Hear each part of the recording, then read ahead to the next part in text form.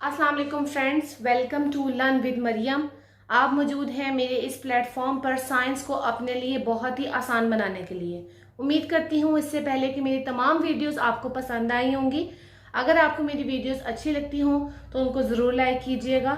और आज हम 10th class biology first chapter का एक बहुत ही इम्पोर्टेंट टॉपिक डिस्कस करने जा रहे हैं। That is called air passage वे, यानी हमारे अंदर हवा के जाने का रास्ता। उस पैसेज को हम लोग डिस्कस करने जा रहे हैं। इस सारे रास्ते को समझने के लिए कि ये जो हवा हमारे फेफड़ों तक पहुंचती है, जब हम सांस लेते हैं तो उसको किन किन रास्तों से गुजरना पड़ता है, उसके लिए आपको वीडियो एंड तक देखनी पड़ेगी। अगर आप मेरे चैनल पर पहली दफ़ा आए हैं तो मेरे चैनल को सब्सक्राइब कर लीजिए, बेल आइकन का बटन प्रेस कर दें ताकि मेरी वीडियोस आपको मिलती रहे। और चलिए आज का टॉपिक स्टार्ट करते हैं। अगर हम लोग बात करें एयर पैसेज वे की, हवा के गुजरने के रास्ते की, तो सबसे पहले जब हम सांस लेते हैं, हमारे अंदर हवा गई, तो हमारे अंदर हवा जाने का सबसे जो बैरूनी रास्ता है वो है हमारे पास हमारे नॉस्ट्रिल्स, जिन्हें उर्दू में नत्थे भी कहा जाता है। इन नथों के जरिए से, नॉस्ट्रिल्स के जरिए से बाहर हमारी दो ओपनिंग्स मौजूद हैं, दो सुराख मौजूद हैं। हवा जो है वो हमारे नाक से होती हुई, हमारे हलक से होती हुई सीधी हमारे फेफड़ों तक पहुंचती है। अब ये नॉस्ट्रिल्स को अल्लाह ताला ने कुदरती तौर पे नाक की हड्डी की मदद से दो हिस्सों में तकसीम कर रखा है। एक लेफ्ट नॉस्ट्रिल है, एक राइट नॉस्ट्रिल है, और इनके जरिए से हवा जो है वो अंदर जाती है। अब हवा जो बाहर से आ रही है वो नॉर्मल भी हो सकती है, ठंडी भी हो सकती है, गर्म भी हो सकती है, लेकिन अल्लाह ताला ने एक ऐसा कुदरती निज़ाम बनाया है कि हमारे इन नॉस्ट्रिल्स में जो अंदर खाली जगह है, जिसको नेजल कैविटी कहा जाता है, उस नेजल कैविटी में हेयर्स यानी कि बाल और म्यूकस मौजूद होता है। म्यूकस बड़ा ही एक स्टिकी सा मटेरियल है, चिपचिपा सा मटेरियल है, जो कि क्या करता है कि बाहर से आने वाली हवा को एक तो नमी फराहम करता है, उसका दर्जा हरारत हमारे जिस्म के दर्जा हरारत के बराबर करता है, और उसमें मौजूद जितने भी डस्ट पार्टिकल्स हैं उनको फिल्टर करता है ताकि एयर अंदर नीट एंड क्लीन जाए, किसी किस्म का कोई डस्ट पार्टिकल अंदर ना जाए। जब एयर एक दफ़ा क्लीन हो गई, इस नेजल कैविटी में से गुजर गई, तो ये रही आपके पास यहाँ पे नॉस्ट्रिल्स, और इस नेजल कैविटी खाली जगह से होकर अब इसने जाना है आगे। जब आगे जाएगी तो आगे हमारे पास जो नेक्स्ट पोर्शन आता है, इस पहले नॉस्ट्रिल के बाद जो नेक्स्ट पोर्शन आता है वो हमारे पास आता है फेरिंग्स। फेरिंग्स एक मस्कुलर पैसेज है, मसल्स का, गोश्त का बना हुआ एक रास्ता है। इस गोश्त के बने हुए रास्ते में दोनों चीजें कॉमन हैं। क्या चीजें कॉमन है कि हवा ने अगर गुजरना है तो वो भी यहां से गुजरेगी, और अगर हम खाना खा के निगल रहे हैं तो वो भी यहीं से गुजरेगी। तो फेरिंग्स एक कॉमन पाथवे है, कॉमन रास्ता है हवा के गुजरने के लिए भी और खुराक के गुजरने के लिए भी। फेरिंग्स से आगे जब हम जाते हैं तो हमारे पास तीसरे नंबर पर यहाँ पर आता है लैरिंक्स। तीसरे नंबर पे हमारे पास यहाँ मौजूद है लैरिंक्स। लैरिंक्स को आपके पास यूं समझ लें कि हमारी जो आवाज है वो लैरिंक्स के अंदर से आती है। ये वो हमारा वो हल्क है जिसमें से आवाज निकलती है, जिसके अंदर एयर जा रही है।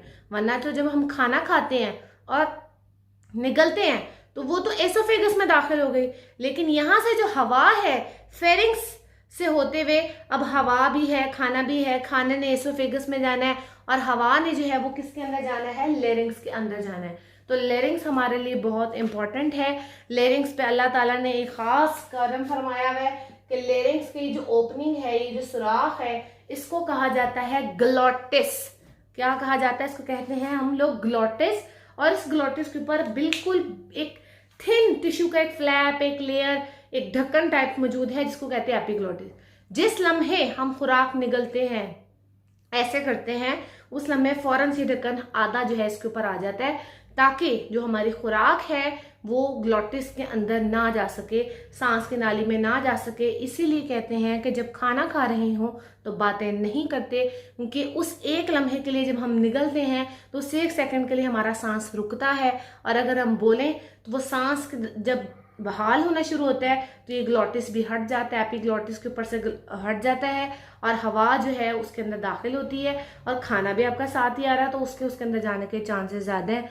अगर ये फूड आपके फेफड़ों में चली गई तो वहां जाके इन्फेक्शन कॉज कर सकती है।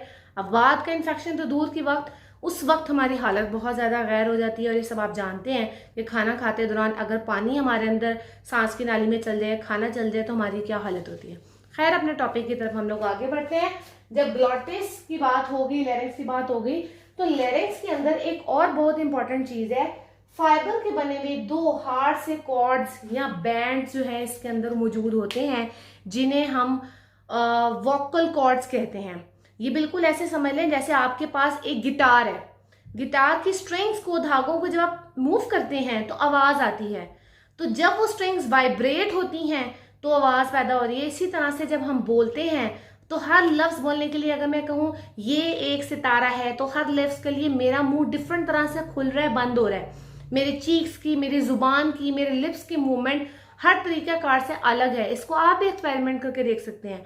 तो मुख्तलिफ तरीके से जो हवा है वो अंदर जाती है, इन स्ट्रिंग्स पर वाइब्रेट करती है और हमारी आवाज़ जो है अंदर से निकलती है। इसे आलाए सौत यानी वॉइस बॉक्स भी कहा जाता है, क्योंकि इसके अंदर से आवाज़ जो है वो बाहर निकल रही है और हम इस काबिल बने कि हम बात कर सकते हैं। ये वो खासियत है जिससे सिर्फ और सिर्फ इंसानों को नवाजा गया है, जानवरों में ये खासियत नहीं है। वो सिर्फ आवाज़ निकाल सकते हैं लेकिन वो बात नहीं कर सकते। वो इशारों में बात बता सकते हैं लेकिन वो बोल नहीं सकते। इसलिए इंसानों को अशरफुल मखलूकात कहा जाता है कि वो सबसे बढ़कर हैं, सबसे पहले हैं।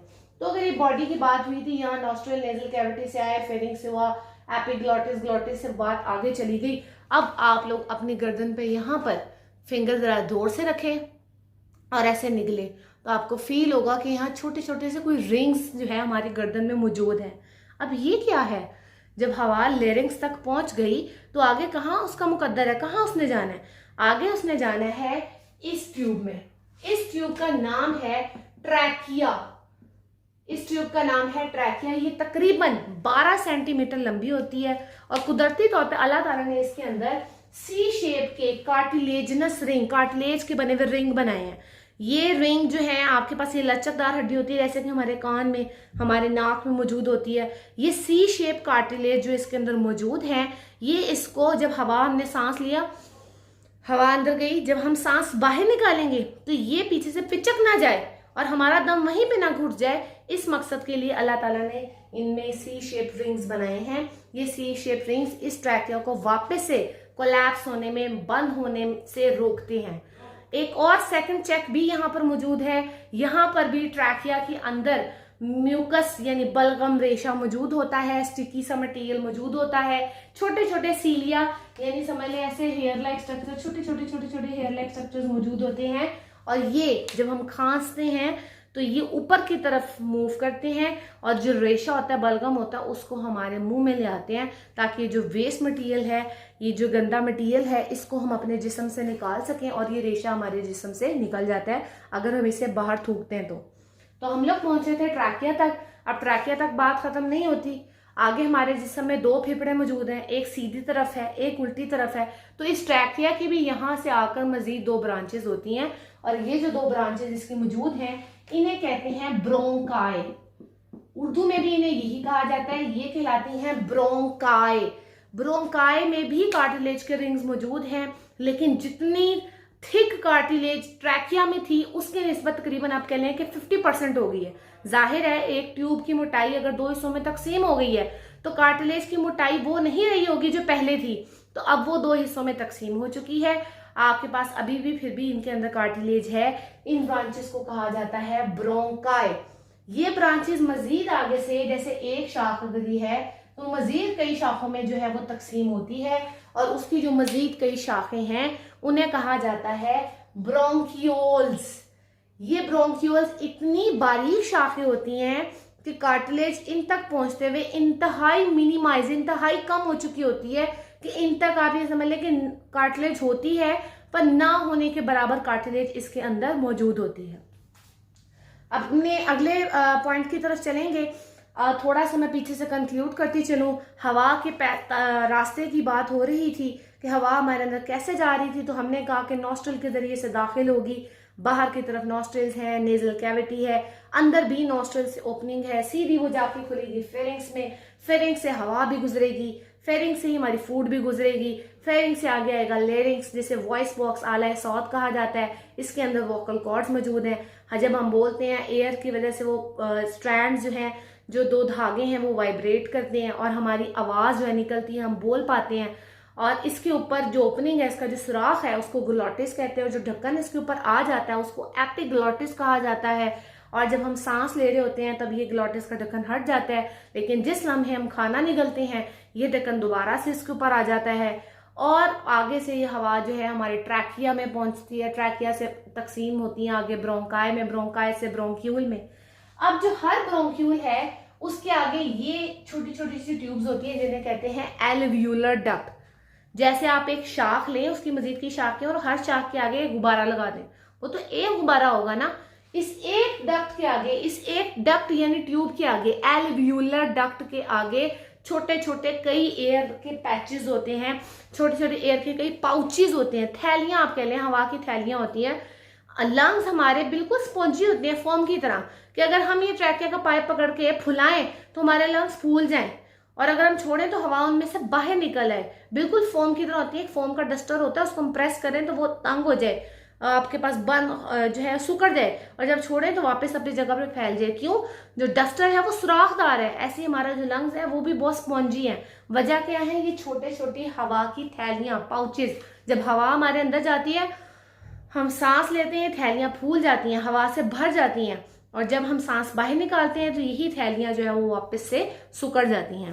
तो आपके पास इनके अंदर हवा जाती है, और हवा जब इनके अंदर जाती है तो इनके ऊपर कैपिलरीज का एक बड़ा ही बारीक सा जाल जो है मौजूद होता है। ये कैपिलरीज का जो बारीक सा जाल होता है, कैपिलरीज की दीवार इतनी बारीक होती है कि ये उस हवा में से ऑक्सीजन को अपने अंदर ले लेती हैं ब्लड में, और ब्लड में मौजूद जो नाकारा बेकार कार्बन डाइऑक्साइड होती है उसको भेज देती हैं हवा में, और हम जो हवा बाहर निकालते हैं उसके अंदर से निकल जाती है। आप इस बात का अंदाजा इससे लगा लें कि जो हवा हम अंदर लेकर आ रहे हैं, हमारे जिस्म के अंदर जो हवा गई है उसमें ऑक्सीजन होती है 21% ऑक्सीजन, और जो कार्बन डाइऑक्साइड होती है वो होती है 0.04%, यानी इतनी कम मिकदार में।